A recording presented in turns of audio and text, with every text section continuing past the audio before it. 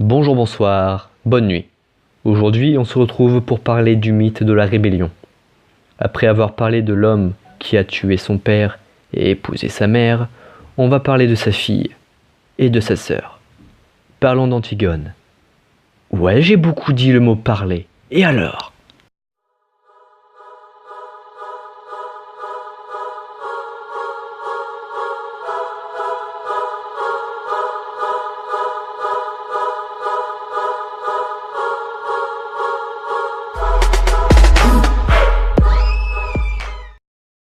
La guerre des 7 chefs est terminée.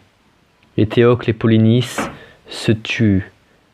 Éthéocle et Polynice, les frères d'Antigone, se sont entretués, comme l'avait prédit leur père, comme je l'ai spécifié dans la vidéo sur Oedipe. Créon, leur oncle, devient le roi de Thèbes. Le roi ordonne qu'Éthéocle soit enterré dans leur tradition, alors que Polynice, du moins son corps, reste à l'air libre, en proie aux corbeaux et aux chiens, ce dernier étant considéré comme le traître de la ville. Antigone, qui ne veut pas faire attention au décret royal, qui veut que son frère soit enterré, brave les interdits. Ismène, la sœur d'Antigone, n'a pas le courage et n'aide pas sa sœur. Antigone est pris la main dans le sac et amené devant Créon. Le roi, victime de son orgueil, objet de ses malheurs à venir, condamne la jeune Antigone à être emmurée vivante dans le tombeau des Labdacides. Je ferai très prochainement une vidéo sur la lignée des Labdacides. Aimon, fils de Créon et fiancé d'Antigone, va voir son père pour le persuader de ne pas condamner à mort Antigone.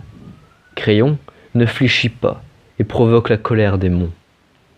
Tirésias alla à son tour voir le roi. Celui-ci lui dit qu'elle devra enterrer les morts et détruire les vivants, et déterrer les vivants. Créon ne veut toujours rien entendre, mais va finalement au tombeau des Labdacides où il ordonne qu'on libère Antigone. Il était trop tard. Antigone était pendue avec sa ceinture. Aimon était là aussi, à pleurer sa fiancée. Il se suicida devant les yeux de son père. Créon retourne au château royal, où il apprend que sa femme a été informée du suicide de leur fils. C'est elle aussi suicidée. Dans la version d'Euripide, Créon ordonne à son fils de châtier Antigone, car cette tâche revient au mari ou au fiancé. Aimon fait semblant de suivre les ordres et cache Antigone à la campagne, où elle donne naissance à un enfant. Enfant qui fera savoir à Créon que son fils l'avait trahi, car le roi sut que l'enfant était de sa famille grâce à une marque héréditaire. Créon condamne à mort Aimon et Antigone, mais Dionysos vint en personne prendre leur défense.